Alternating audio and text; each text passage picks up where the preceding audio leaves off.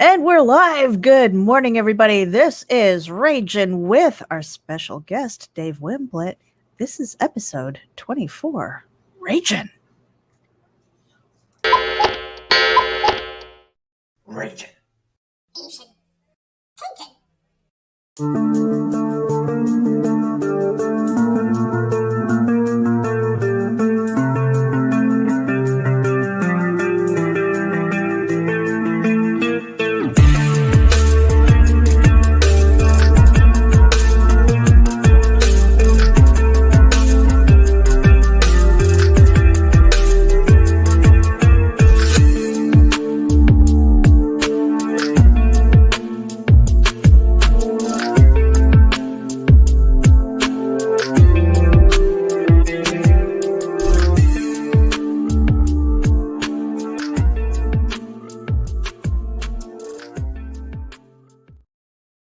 All right, you guys, welcome to Ragin with. If you are tuning in, wherever it is you're tuning in from, please hit that subscribe button and the share button so you can share this experience with your friends. We are live streaming to Ragin AVC. Hit the button. Geek Insider, Comics and More New Jersey, as well as Indie Vault Radio. Thank you for tuning in. And our special guest, episode 24, kind of a milestone, I would say. Dave Wimblett, you've got the Hoards of Surrey campaign happening right now. Let me drop the card. Hello. There Good morning. Hello. How you doing? Well, it isn't morning. It is about It's 5 4 hours. o'clock. Yeah. In the afternoon, yeah. 4 o'clock in the afternoon. All right. So while I'm having coffee, you're probably getting ready for a cocktail. Well, not quite. Maybe after this. It's a little early for me, but yeah, maybe I might do that. Oh, it's noon somewhere for me. So I'm Listen, like, I'm hey, having a drink day up off, if you got so I should be drinking, frankly. I don't know what I'm doing. So the Hordes of Surrey. Now this is the second one in the series, yes? Yeah, that's right. Yeah, first one came out on Kickstarter last year at roughly the same time. I was hoping to get the second one out a bit earlier than I ended up doing, but life got in the way a bit. But yeah, we're just like 2 weeks early from a year last time. Yeah, that whole life thing, man. Yeah, I know. Yeah, that pandemic. And nobody as well, gets out alive. So I mean, what is that? Yeah, I know. It's a bum deal, isn't it? And the toddler. I mean, having a 2.5-year-old, that's just really takes up a lot of my time. He gets in the way quite a lot, I have to admit. I know those rotten kids too, man. Yeah, I'm trying to live my best life, and he's over there. Well, you know, one of the things that we love to do here over at Ragin is to get the creator journey. So, I mean, you're juggling a toddler. You're trying to get this comic book out. Book 2. You put in some time, obviously. Was this always a lane that you wanted to do? Was comic books the thing? To be honest, no. Probably most people that you meet say yes and that they've been into comics their whole life. But I only really got into comics in about 2005, I think. I was in my 20s and I'd finished university. And I don't think I'd even read a comic book, to be honest, until I was in Japan. I lived in Japan for a little while and met someone there. And over a beer, he was trying to convince me that Batman was all I ever needed in terms of entertainment, and that I should. He like listed off all the comics that I should read, and I was like, I was humouring him a little bit. I was like, yeah, okay. I mean, I like the films. And then I borrowed one off him, The Long Holiday, Jeff Loeb and Tim. Is it Tim Sale or Tim Seeley? I always get them mixed up. And it was just life changing, to be honest. And I haven't stopped reading comics since. And so I guess it was around that time. And so it was quite late in life, really, that I struck upon this passion. This whole passion, right? Yeah. So I'm kind of curious about that, because you would think in Japan, anime would be the big thing, right? Yeah, no, everyone read that on the trains, regardless of the age of the person, children, men, older men, women, everyone read anime or manga. And it just never had appealed to me, to be honest. And I probably should have tried harder than I did. But when you're in Japan, it's hard to find English language stuff. You have to, go out of your way because, obviously they're all Japanese. So I never really, I kind of did the American approach whilst in Japan, which is a bit strange. But there was a lot of Americans over there, a lot of Canadians. over there. And I had this guy who was kind of hooking me up. He was my dealer, my comics dealer. Your comics dealer. Yeah. And so I was just like, week after week, I was like, yes, give me more, Like, give me more. I need my fix, man. Yeah, absolutely. And so ever since then, I mean, I used to, as soon as I came back home, I went to local libraries and I was borrowing books constantly, because I just couldn't believe that comics were in the library. That was like a revelation to me. To me, a library, you know, was a dusty building with old books and no academics. Books. Yeah. And then when I found there was a massive comic section, I was like, right, that's it. I don't need to go anywhere else. I'm just going to live here for a while. Yeah. Now, so now what? I mean, are you a writer? Yeah, so artist? I'm the writer, just the writer. Yeah, sadly, my art skills left me when I was about 12. Oh yeah, I feel you. Yeah, I remember there was a TV program over here called Blue Peter, and they had these. It was quite iconic in British culture, but they had these little badges that you could be awarded if you sent in some artwork and it was deemed good enough and worthy of a Blue Peter badge. It was like a big cultural thing over here. And I remember when I was about 8 or 10 or something, I did this great A3 picture of a load of pelicans and I sent it in and I got a badge. I couldn't believe it. I was like, wow, I must be a great artist. Right. Turns out a few years later, no, I'm not any good whatsoever. So yeah, I stick to the writing and I pay people to do the good bit. Which is probably why it takes that long. I'm going through that struggle myself because I'm a writer, first writer of prose. And only this year did I, this past year I've spent scripting things out and learning the comic book business. Yeah. So since you've been kind of a late bloomer, what has been the biggest struggle or the biggest learning curve that you've had to overcome when it came to creating your comic books? It's a good question. The writing of it I actually found fairly easy. I think because I watch a lot of TV and film, I kind of had the idea of what a script should be like in terms of, you know, stage directions type thing and describing a panel and then writing the dialogue. So I just kind of got on with it and worked out. I didn't look up any specific software or anything like that you were supposed to use or a technique. I just maybe did some cursory research on how to lay out and then just went for it. So the hardest bit I think was probably working with an artist. Not that Rory Donald, who's the artist, he's great to work with, not a problem at all, but it's understanding how to work together and how to get what you want from it and how to take on board his opinion, his expertise, and get to the right place. And the kind of negotiating / putting your foot down a little bit, because I'm quite a passive, laid back kind of guy. So that kind of bit, that part of the process was definitely the hardest bit for me. How about you? What did you find? I find that when I'm writing, a lot of times I give the credit to the muse or the characters in my head, you know, because sometimes I surprise myself with the things that come out of my head. But then communicating with other people. And again, I think as a writer, I'm probably a little bit more passive like you when it comes to negotiating, because I take direction from the you know, imaginary friends. So there's that. But at the same time, you know, when you have this vision in your head and you're trying to put it down, it's really hard for me to go from prose to scripting comics and then back again, because then all of a sudden I'll like, where are my words? Where'd they go? Where'd they go? And so communicating that and finding something, you know, finding an artist, which I'd love to hear about your journey. I went through DeviantArt and through a couple of friends because I have different stories and things like that. So the same artist is not appropriate for each story. Yeah, of course. Yeah. What was your journey like? So Rory, I think it was just, as you say, I was on a couple of forums that people had recommended for where to find artists, and I didn't have too much luck with that. I'm not sure if the best quality people were there as such. And you know, if you're looking to, I think initially most people probably think, right, I'll try and find someone to collaborate because you know, I don't really have a budget as such. Right. And so, you know, you get what you pay for, don't you? If you're willing to pay for it, you're going to get a better quality. So it took a while to come to that realization. And then I think Instagram, I realized, was really a hotbed of art and finding people.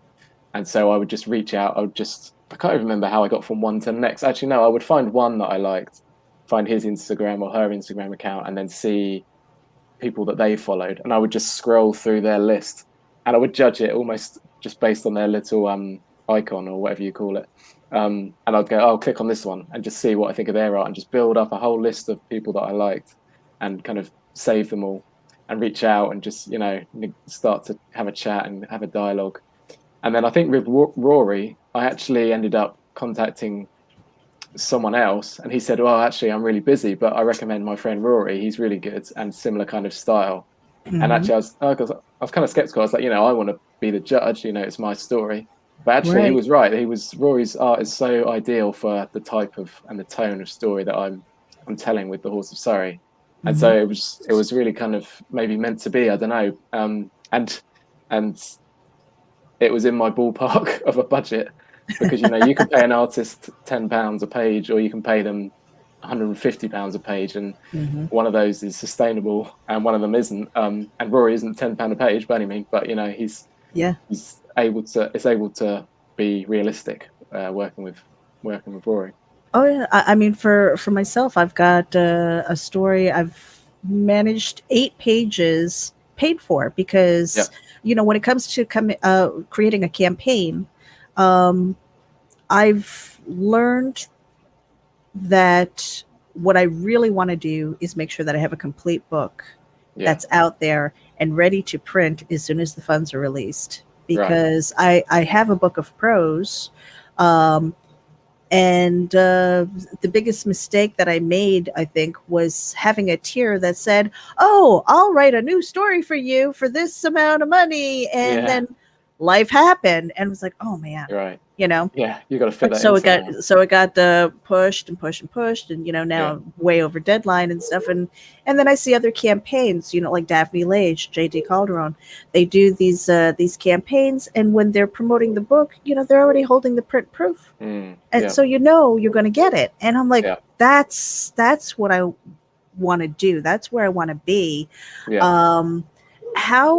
How far are you as far as, you know, with the campaign? Is everything set to go, just ready for print? So I've taken a different tact in that I'm just a bit risk averse, I suppose. So I wanted to make sure that we were going to reach our funding target before kind of having to pay Rory for all of the art, not having the, you know, necessarily having the funding for it available. So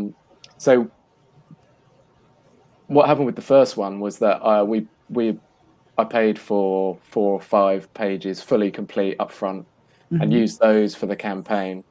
And I really did appreciate that all of the backers were trusting that, you know, I would follow through and fulfill and provide the comic as promised. And I did do that. It was on time, and I'd like to think that that's one thing people can take from me, is that I will deliver on what I say I will. I'm trustworthy. So I hope that the first campaign proved that. And so we've gone for a similar approach for this one. So the book is not ready yet, but it will be in a couple months. And Rory has he's gone a bit further than with the first one, where we had just really got the first preview pages complete, and the thumbnails are laid out, I think. But with this one, we've done the thumbnails and we've done the pencils for all of the pages. He's done full colors for 4 pages, and he's started the ink part for 3 or 4 pages now. So we're so you've got a good chunk of that. A good chunk of it is done. And being that, I mean, he worked on book 1, and now he's working on book 2. So now you've got an established relationship. Things are going a little bit faster. Yeah, exactly. With your first experience, okay, so Hoards of Surrey 1 was your first Kickstarter? First ever comic that I tried to, or first ever script that I wrote for fun that I tried to actually turn into a comic. Wow. And Kickstarter seemed like the best way to reach people, because I could pay Rory to do it, and it would be hard financially, but I could do it. But then it would be, how do I actually get this in front of people? And so I really see Kickstarter, and I don't know what you think, but I really see Kickstarter as finding the audience that is interested in comics. Because I didn't feel the best way, I guess I thought the best way to do that would be to go to Comic-Cons, but with only having one comic, I don't know how appealing that would be to people passing by. So I didn't feel like that was the way to start. So there's a baked-in audience, isn't there, to Kickstarter for comics, and so it seemed like that was the logical place to start if you're starting from nowhere, or from the ground up. So yeah, so that's what we did. That must have been really scary for you to hit the button the first time, Yeah, because it there's was. so many components to it. You want to have the proper tiers. It's like, how do I price this correctly? Do I have enough graphics? Is there a video? And then just, are the descriptions going to snag you, and get everybody's attention? And I do see Kickstarter as in a way, even though it's a crowdfunding platform, there are a lot of social media aspects to it. As long as you're building up the following, and you can see what your friends are supporting. So that's kind of cool. And so you can kind of spy on them and go, oh, what do they have in their, in the section there? What are they supporting and keeping an eye out on? What was the biggest, when you were putting together your campaign for the first time, what was the biggest challenge then for you? I don't know. I think I felt that I was quite self-assured in my understanding of what would appeal, because I'm a visual person, and I think that Kickstarter is a visual medium. I think you need to grab them with a really strong image and to pull people in so that they spend more than a couple seconds looking at it. And we did that with the cover for the part one. Rory really knocked it out of the park with a great arresting image that I think would have got attention. And so that, I think, that's half the battle for the page. And then having more images, not relying on just one image. So I felt that we were in a good position there in terms of visuals. The hardest bit, I think, was, I know that a video is quite an important part of it as well, to make it look professional and to make your comic stand out. And I had no idea where to start with making a video. So I reached out to my brother, actually, who is a bit of an IT whiz, although not professional or graphic designer or anything like that. But he put something together which was good, I thought. And only recently with this second campaign have I discovered that there are websites, and now I'm going to fail to remember what it's called. But there's a website you can go to where you just say, you kind of type in what you're looking for, and you can pay someone really a bespoke. Oh, like Fiverr. Yeah, that's exactly it. Yeah. Yeah. And you can say, right, I need a video made from a Kickstarter campaign, and they'll say, okay, it's 60 quid or something. You're like, oh, okay. And it will come out and it'll really, really professional. And I didn't really realize that was a thing when I did my first one.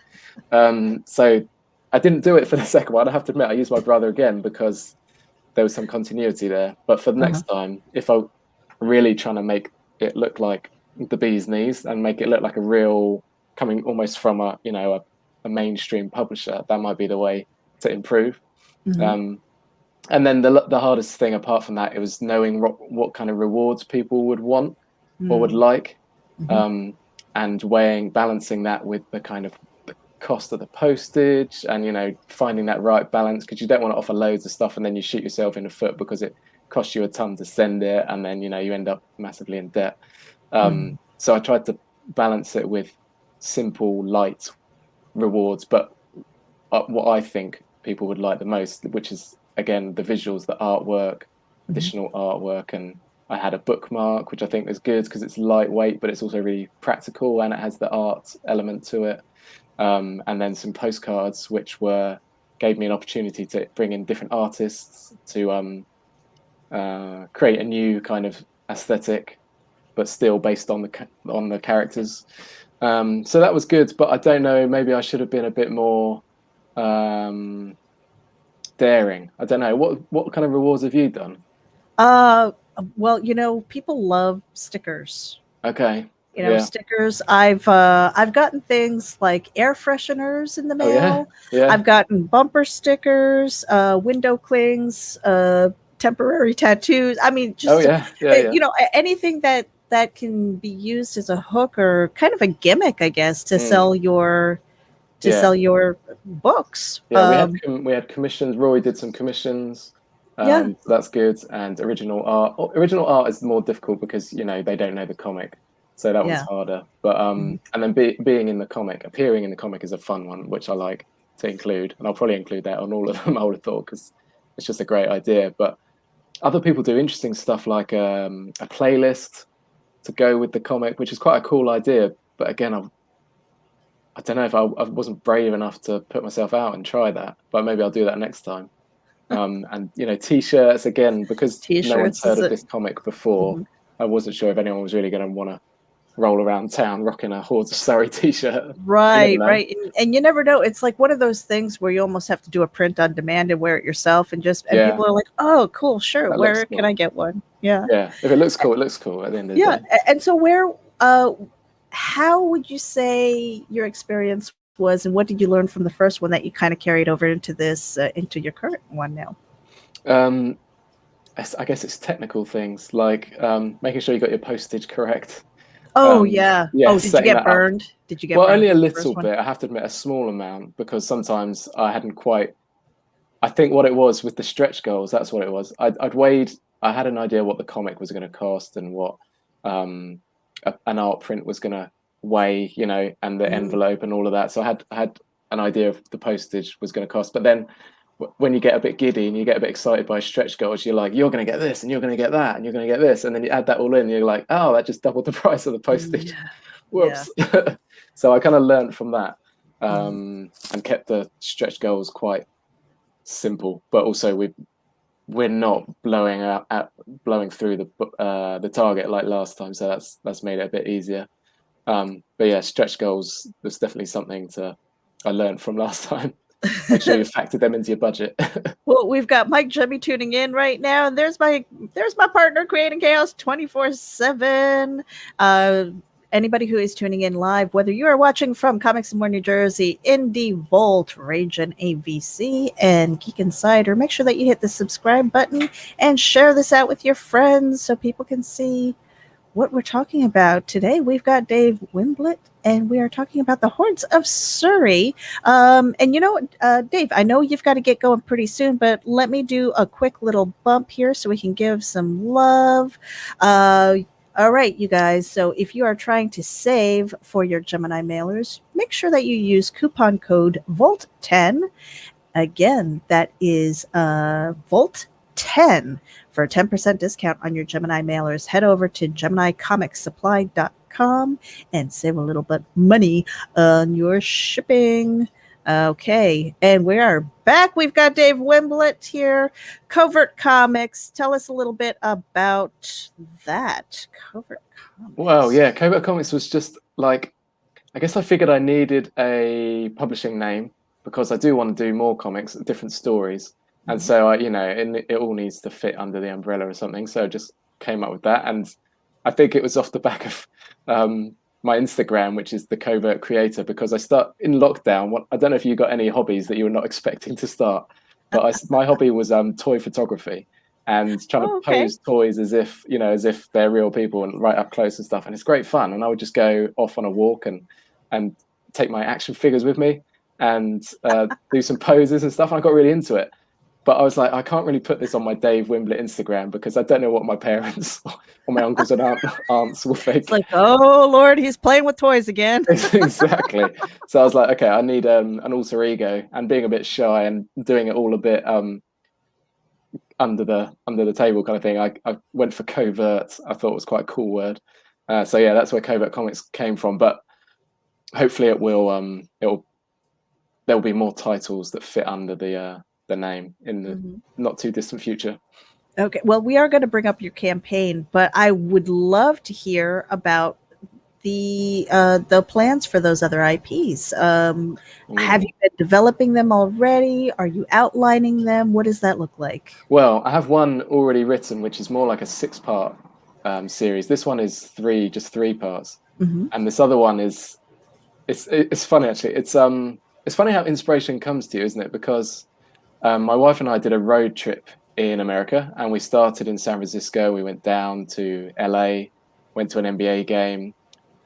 We went to WrestleMania. We then drove to the Grand Canyon, and we went to Zion National Park. We did an epic road trip. And so we kind of, at the end of it, we we really, well, not at the end of it, throughout the whole trip, we were really tickled by the license plate of our rental car, which was 7D1KH080 or something like that. But anyway, it looked like it was called 7 Dick Hobo. And I just casually said that would be a great name for a comic. And then that's when your brain starts going, isn't it? You just start building and building and creating a thing. So I was like, oh, right. So it's about a car. And I was like, oh, but it's got to be more fun. So it's got to be about a taxi, and it teleports. And then it just sprawled from there. And I just developed this massive story. So that's actually my ultimate goal, is to, the Hoards of Surrey came up later in life, that idea. And that was a really fun story. But I'd already written the 7 Dick Hobo story, and I was really looking forward. This was kind of like a test run, I guess, for a Kickstarter. And that is the ultimate goal, is to try and get 7 Dick Hobo, because it's sci-fi, it's planet hopping. It could be really cool. So I've got that could be in line. You never know. And I had this other idea, which was which I've written because I've written lots of things just for fun. And this other one that I'd written was, I don't know if you've seen Okja. Have you seen Okja on Netflix?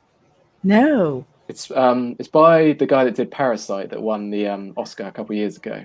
Okay. And it's about a giant pig, and this company that produces whatever the word is, what's it called when you in a lab you create kind of like cloning, but they made these giant pigs, I guess, for my goodness, feeding people more easily, like genetic modification and all that stuff. Oh my gosh. And so it's this whole sci-fi film, and it's a morality tale about, you know, the pigs and about meat eating, and it's a really good film. I recommend it highly.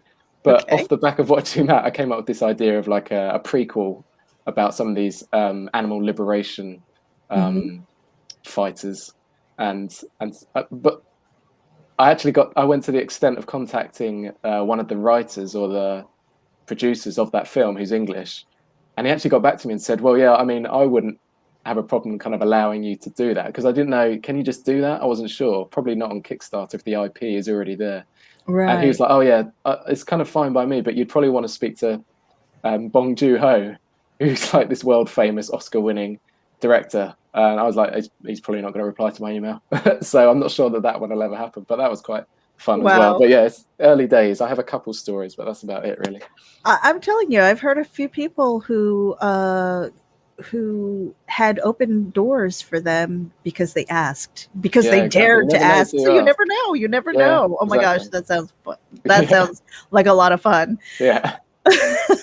So let me get your campaign up here real quick so we can I know you said you didn't have a hard out, but we're going to try and get you out. We're almost at the 30-minute mark, so let's kind of fly. Well, we'll take our time, because I want to give this some proper love. The Hoards of Surrey Part 2 and the catch up, so people can catch up if they miss Part 1 of this.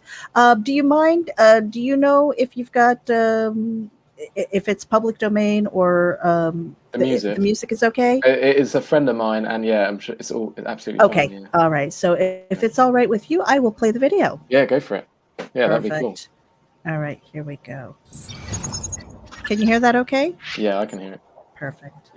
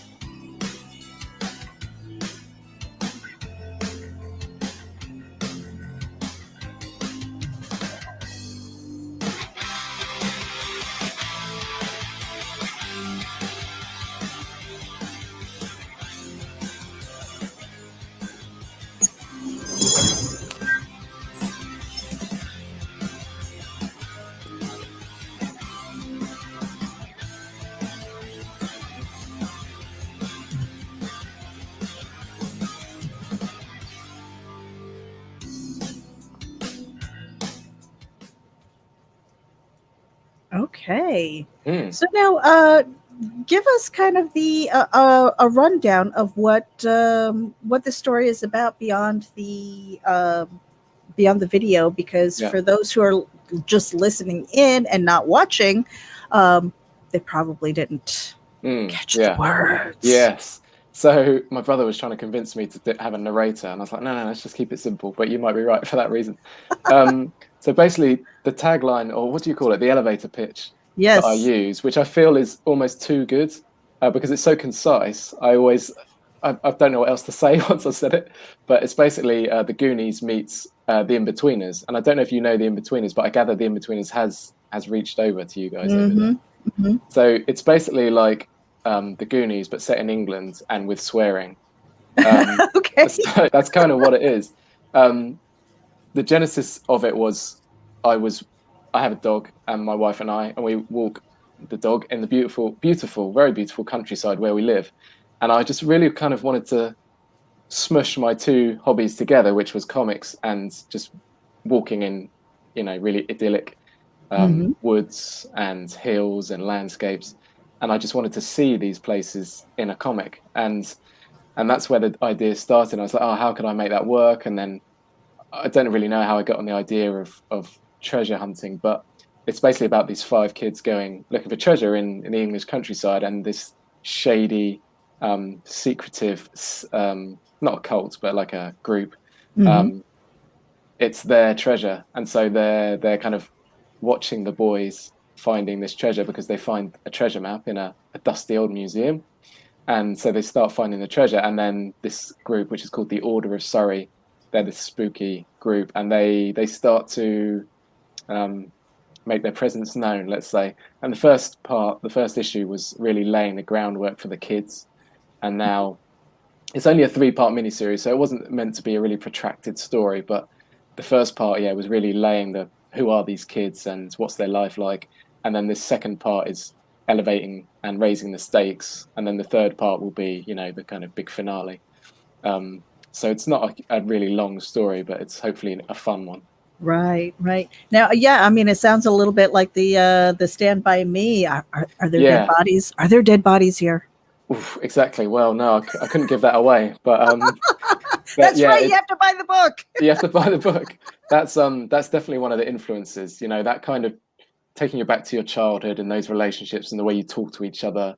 One of the things that I wanted to do with this comic, because of the Seven Dick Hobo sounds like a kind of comedy comic or comedy story, but I wanted to try and do something funny, if you know what I mean. And as a slight aside, I don't know that I've really read that many comics that I thought would properly kind of comedic. I don't know how successful it is, or I just haven't read the right comics. That kind of slapstick or just laugh out loud type humor in comics. I read Next Wave by Warren Ellis, which was, I think, the closest I've come across to like real slapstick type humor and just laugh out loud. And so I kind of wanted to have a go at doing a comedy comic. So I like to call it a comedy adventure comic. Right. Now, how much of this story might be borrowed from young Dave's life? Yeah, some people might say quite a lot, especially my friends who are clearly the characters in it. Oh, do they know that? Yes, they do. It's quite obvious. Some of them look very similar, but they've signed off on it. They're happy. I've picked and chosen personalities from friendship groups over the years. I feel almost bad about it because I've picked some people and not others. It's not like I love some of my friends more than the others. It's just the ones that have the more idiosyncratic characteristics right, are kind of the just ones fit in with the exactly what's going on and and making it that kind of zany kind of relationships. That's what I went for. Yeah, they know who they are. Yeah.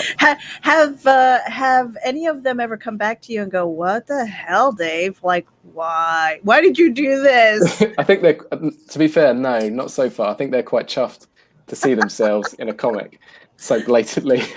So one of them in particular, he keeps on trying to rally my other friends to back it, to make sure we got over the goal line, because he wants to continue seeing himself in a comic and showing it to his kids. He's got 2 little kids, and I think they're really, quite amazed to see their dad in a comic. Yeah, it's cool. That is really cool. Now, if you were to kind of give an age range for your comic book, what would you say your target audience I is? think it's because so there's a minor bit of underage drinking, and there's a little bit of I don't know. Well, no, I won't say that. It's a bit of a spoiler, but and there's foul language, so it's definitely like a 13 plus. I think it's not quite all ages, but it's not too Right. far off. It's not too far off all ages. The drinking, underage drinking bit is it's just for Yeah, I fun. mean, It's they just one probably see scene. a It's not heck of a lot worse in the movies and on exactly. TV, Yeah, but it's nothing in a drastic. comic book, though, for Yeah, when it comes to that kind of medium, people are a little bit weird about that. Yeah. yeah. And some of the language is slightly foul language, but I actually went through and did a redraft and kind Mhm. of toning down the language a little bit to make it a bit more um, youth friendly and family Right. friendly, and parents to be okay with it. So I think I like to think that I found a good balance, not being too crude. Right, right. And so, like really quickly, if we could go through and kind of give a shout out to your team members and stuff. Yep. Yeah, Obviously, that'd be we've cool. got you Yep. The next with is Rory your Donald. So uh Rory huh. Donald is an amazing artist from Cornwall, down in the south coast of England. That's him, Hmm. and he's got his absolutely his own. Well, I keep saying this, absolutely his own style. He's unlike any of the other artists that I see, except for one, which is Mike Mignola from Hellboy. And I Mm-hmm. mean, that's definitely an influence of Rory, but Rory definitely has his own style. Sure. So it really stands out from any of the other art that you might see on a Kickstarter campaign where, it's big muscles and it can be quite generic sometimes. Rory is totally himself. And Hmm. and then Ken Reynolds, who's the letterer, who does lots of British indie comics. If there's a British indie comic on Kickstarter, there's like a 50% chance that Ken did the lettering for it because he's just so good. He's, very professional, and he's Yeah. great to work with and very easy to work with. Have you ever tried lettering just to say, oh, I'm going to No, save myself a buck? Let me not try even and tried it. Maybe I should. Have you done that? I have. It was like probably the worst hell to get through the learning curve, and I'm not Yeah, saying I'm good by any stretch of the imagination, but yeah, it was more like a desperation thing. I was like, I'm available, yeah, yeah. and And you I need to get can it done. learn. Yeah. The thing I with had I I was had just gonna Anita though. I had say, yeah, Anita in the room who said, "It looks like crap. Fix your tails," or "Nah, right, you don't need that right. text." And it was like, okay. Yeah, okay, yeah. This is the thing. I have to admit, I don't know if I'm a perfectionist or what, but I feel like the lettering is a Mhm. real sign of quality and professionalism. Having that, professional grade to me really makes it look, like a professional comic. So that's why I wanted to pay someone that could do it better than I would be able to do it. Yeah, they're like unsung heroes because Yeah, really, absolutely. Yeah, I mean, between your art and your words, you need somebody who can place those words and not overtake the art. yeah, And at the same time, you don't want it to get lost in the art either. So it's one of the difficult things to do. I think mm, um, it's definitely challenging, but yeah, I know for me, once I got over the learning curve, I'm like, I think I could do it, but I don't know if I would want to do anybody else's books, just oh, mine. really. I like the idea of being the writer and having the last like say, Yeah, yeah, literally going, yeah, I can fix this, I can change this dialogue a little bit yeah, to maybe even match the yeah, art a little yeah, better. So yeah. I mean, there are some benefits to it, but at the same time, it's like, oh my Yeah, I think gosh, the other thing is the visual element of the lettering, the positioning and hmm, sound effects. There's stuff that Ken has added that I hadn't thought of or I hadn't put in the script, and I'm like, oh, thank God you did that because that yeah. makes such a huge difference to the overall experience. Hmm. Yeah, no, great. And so we have blown past your 30 minutes, and we're Yeah, no, almost that's okay. at the 40-minute mark. And I appreciate you sitting here and spending the time now.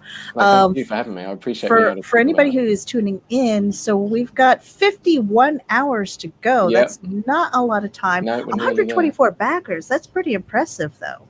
Yeah, pretty good. I'm happy with that. The first one was 185, and for my first Oh, Kickstarter, I was like, wow, that felt huge. And that is I think huge. this kind of is evidence that that was huge.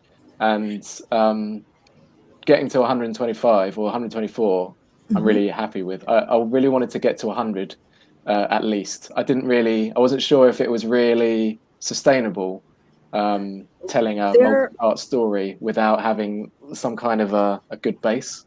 right. So I yeah. mean, there are some people who, I mean, they never hit the triple digits. So, Mm. I mean, this is really good that you've Pulled hit in a that lot of for. favors. And I've also noticed that a lot of times the second book um, may not do as well. Yeah, And I think part of the reason is like the first one, you're all excited, you're brand new, and people are kind of giving you the benefit of the doubt, right? yeah, They're like, okay, let's see what this guy can do. And yeah. then the second book, I think that's when you start weeding out the casual person who is just like, yeah, I saw his stuff. It's not really me, like Mm, not the thing that I'm into.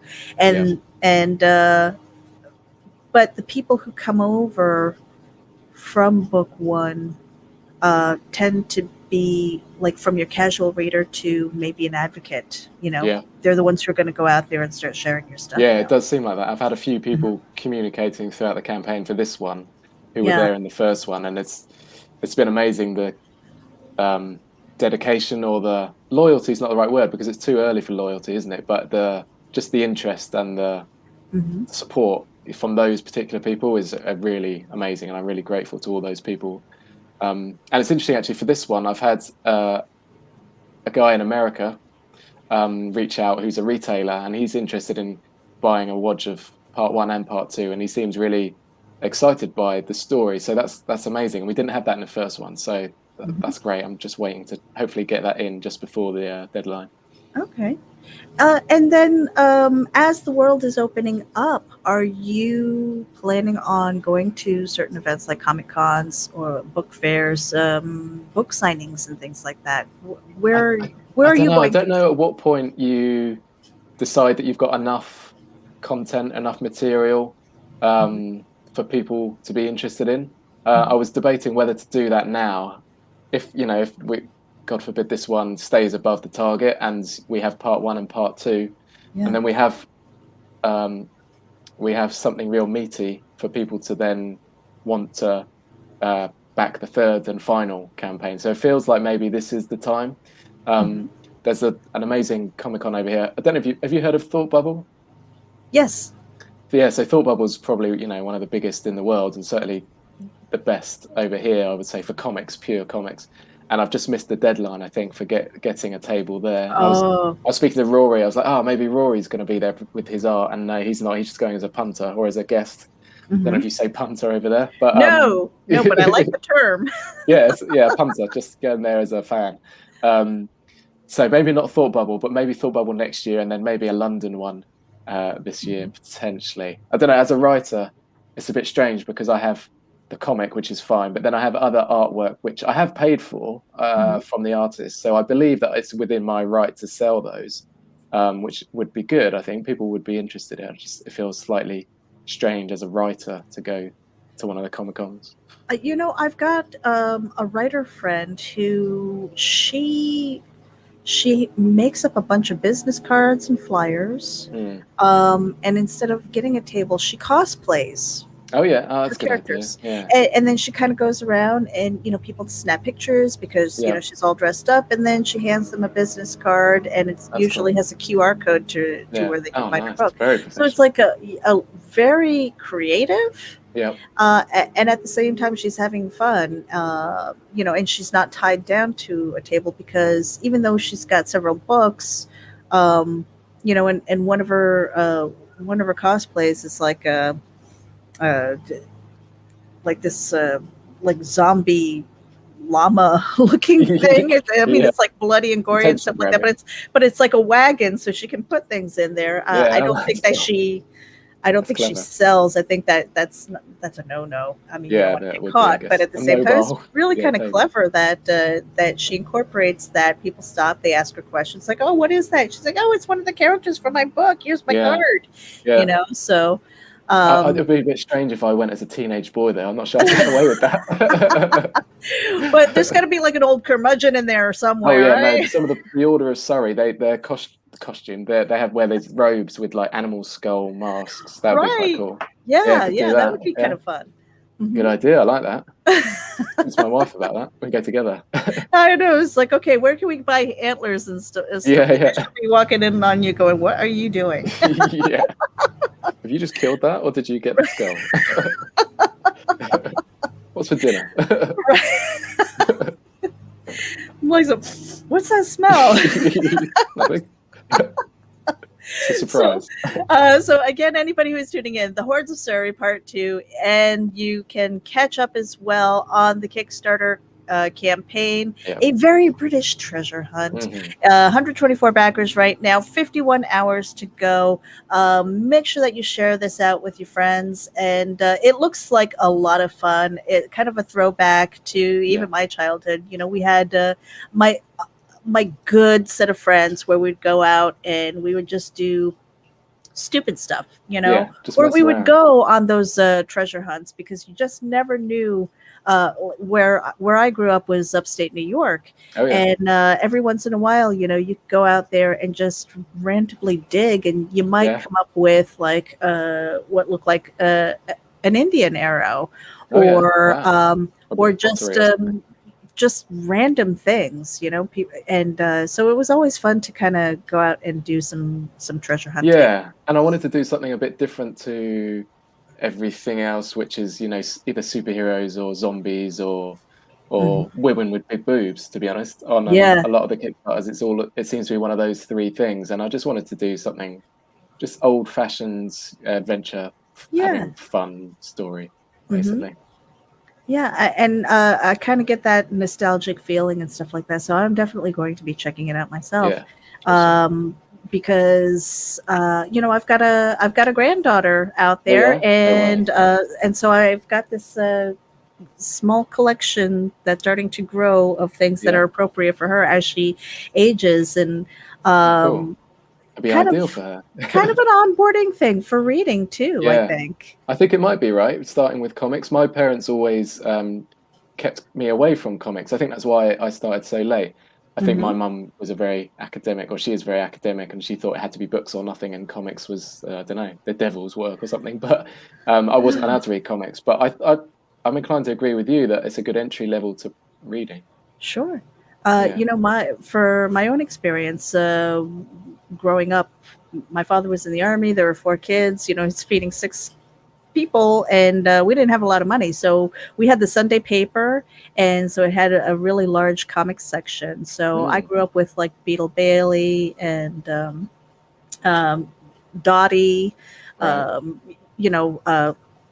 I think what was it, King Valiant and things like that. So kind of growing up with all of those things, Heathcliff and Mm, Blondie and all those things, um, and just had a love of storytelling.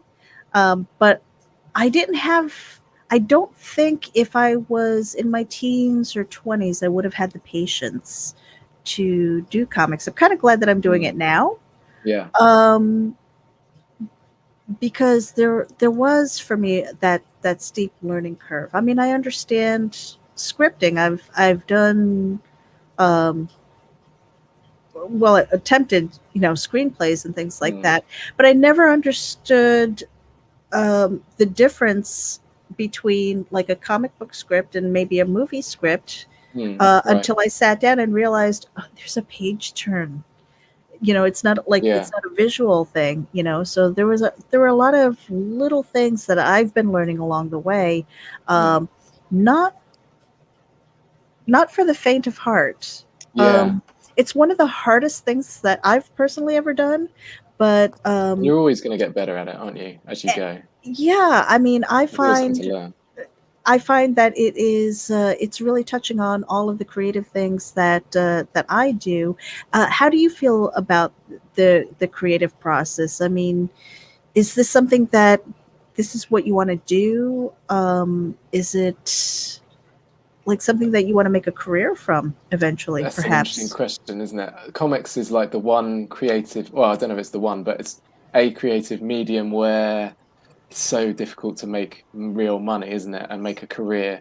Hmm. Um, the percentage of people that are making a career of it compared to the number of people that are doing it and producing good stuff, Yeah. is tiny, isn't it? So I think at my elevated age, I'm somewhat a realist. So I don't see myself giving up my day job Yeah. anytime soon. I like being able to write as a hobby and kind of doing both and being able to still earn money in a Hmm. more reliable way. But in an ideal world, yeah, I guess I would just sit down and write stories all day. That would be amazing. I don't think it's realistic, probably. But you never know. You Writing never one and know. then two stories and then just putting Hmm. it in front of the right people, you never know. Yeah. I mean, there are some people, they've put in decades of time and effort into developing their stories, still maintaining that daytime job. Mm, Um, and then all of a sudden, their book starts to take off, yep, and they're like, oh, okay, well, I can do this. This is what I want to do. yep. Several examples of that, and it's kind of funny too, because once it starts taking off, all of a sudden, because they're new to you, Mm, for example, all of a yeah. sudden they're like this overnight success. It's like, no, you didn't see the decade of work that I've done. Yeah, Right. exactly. I've been toiling away for years. Yeah. Right. Yeah, but I don't think it's not the kind of thing where you want to just comics. You want to take the plunge and be like, right, I'm just going to give up my job and I'm just going to go for it. It's not one of those things. Yeah. Yeah. You have to do both at the same time and then work out when it's the right time to give Hmm. up the day job, I suspect. Yeah. Well, Dave, I really wish you luck. And again, Thank for you. anybody who's tuning in, The Hordes of Surrey Part 2 and the catch up is on Kickstarter right now. He's only got 51 Yeah, hours and Saturday. counting. Yeah, Saturday, Saturday it okay? ends. Yeah. And so he's over goal right now, but I wasn't sure because I was Mm. scrolling through and trying to pay attention to you, Dave. Yeah. Stretch goals. Do you have any?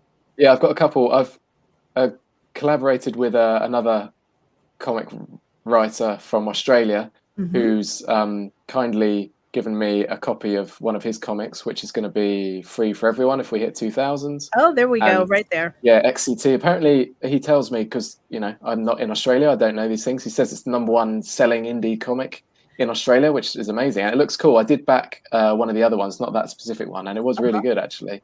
Kind Okay. of gladiator style story.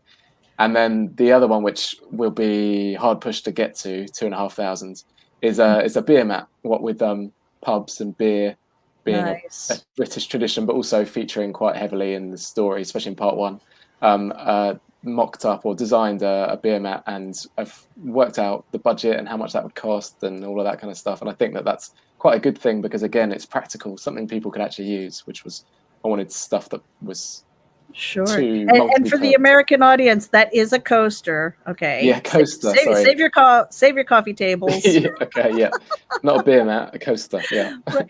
And so a lot of times people in the American audience, they see the pound sterling sign and they get a little bit scared. Oh, really? How is shipping as far as maybe going to the United States?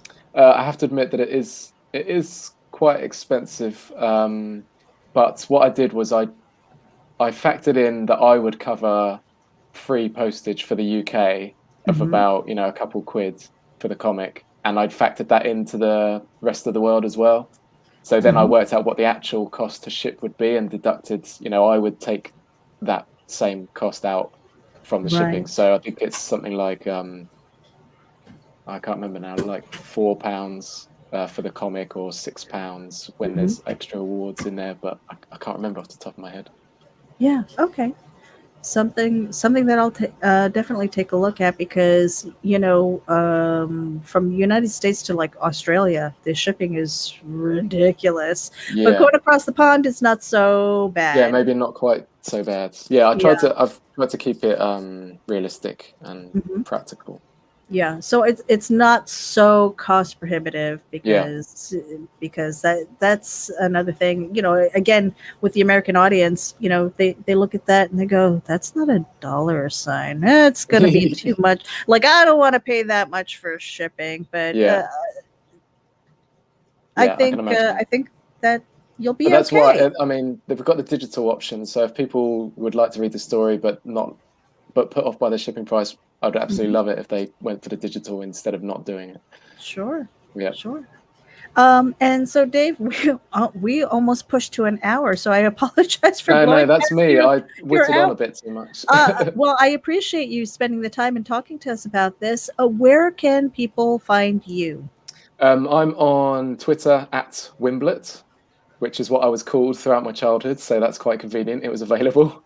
Nice. And on Instagram, it's the_covert_creator.